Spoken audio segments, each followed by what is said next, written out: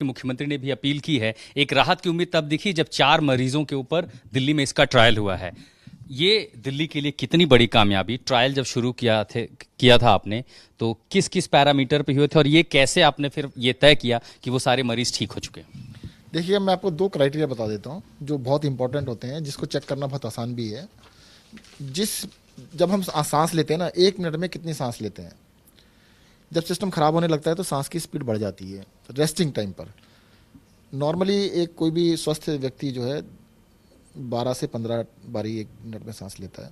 अगर ये सांस की गति 30 से भी ज़्यादा चली जाए, इसका मतलब बहुत ही सीरियस केस आ गया है, बहुत सीरियसनेस है, आपके फेफड़े ठीक से काम नहीं कर पा रहे हैं और उनको 1 मिनट में 30 से भी ज़्यादा बारी सांस लेना पड़ रहा है, बहुत ही सीरियस। दूसरा कंडीशन होती है कि ऑक्सीजन लेवल, कि आपका ऑक्सीजन लेवल 95% से ऊपर होना चाहिए, 95 से लेकर 100 होना चाहिए।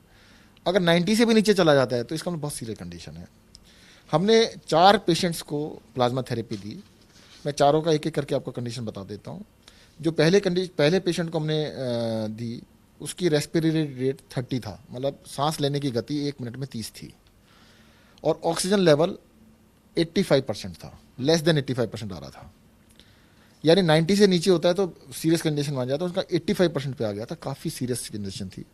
उनको प्लाज्मा थेरेपी के बाद रेस्पिरेटरी रेट 20 पे आ गया है, मतलब जो 30 से प्लस था उसको 20 पे आ गया है और ऑक्सीजन सैचुरेशन लेवल 98% हो गया है, यानी सामान्य अवस्था में।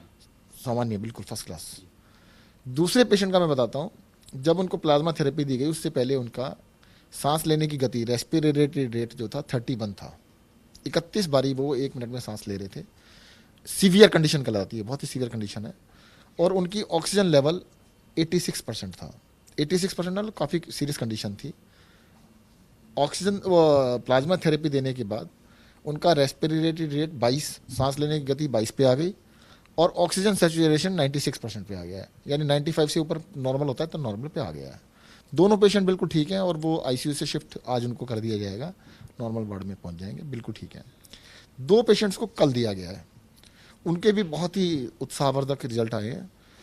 उसमें से थर्ड पेशेंट को जब प्लाज्मा थेरेपी दी गई उससे पहले उनकी रेस्पिरेटरी रेट 30 थी, 30। जो प्लाज्मा थेरेपी के बाद अगले दिन 24 पे आ गई है। ऑक्सीजन सैचुरेशन 85% थी, ऑक्सीजन लेवल 95% पहुंच गया। तो अगर मैं इसे ये कहूं कि क्या ये जो प्लाज्मा थेरेपी है ये कोरोना के इस दौर में संजीवनी बनकर सामने आई है? इनिशियल एक्सपेरिमेंट्स तो यही बता रहे हैं, इनिशियल एक्सपेरिमेंट बता रहे हैं कि वाकई में इससे काफ़ी ठीक हो सकता है। और मैं तो ये कहूँगा जितने भी लोग, देखो इसका होता क्या है, इसका ऐसा नहीं कि प्लाज्मा किसी से भी लिया और किसी को भी दे दिया। प्लाज्मा डोनर वही हो सकते हैं जो कि इस बीमारी से ग्रसित थे और ठीक हो गए, उनके शरीर में एंटीबॉडीज बनती हैं।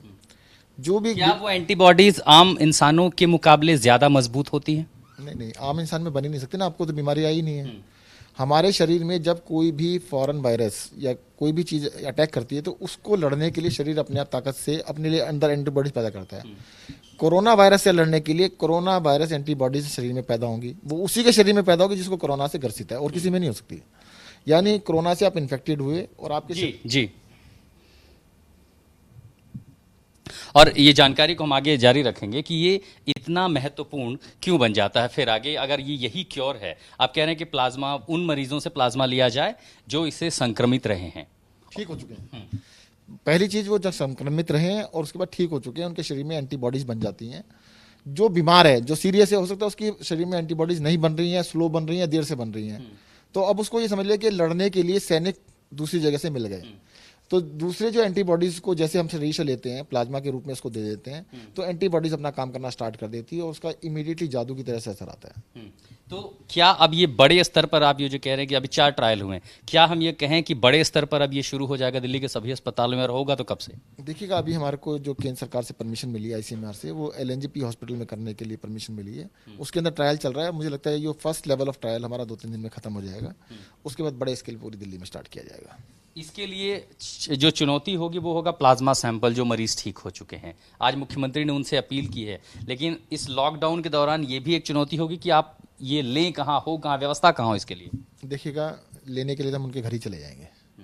जो ठीक हो चुके हैं, जो संक्रमित थे, अगर वो ठीक हो गए हैं तो ज़रूर अब किसी और की जान बचाने के लिए डोनेशन ज़रूर करें। और मैं ये भी बता देता हूँ, इसमें होल ब्लड नहीं लेते हैं, आपके शरीर से खून लेते हैं, प्लाज्मा अलग करते हैं, बाकी खून वापस कर देते हैं।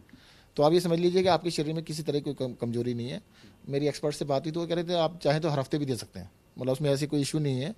और अगर आप लेकिन ऐसे मरीजों की संख्या दिल्ली में बेहद कम है, जो संख्या बढ़ रही है वो ज्यादा है। ठीक होने वालों की संख्या क्या आपको लगता है इतनी है कि पर्याप्त मात्रा में आपको मिल पाएगा दिल्ली में अकेले? दिल्ली में 800 से ज़्यादा लोग ठीक हो चुके हैं, मोर देन 800 लोग ठीक हो चुके हैं, और हर रोज़ लोग ठीक हो रहे हैं, नए ठीक हो रहे हैं, तो काफ़ी बड़ी संख्या में लोग ठीक हो चुके हैं।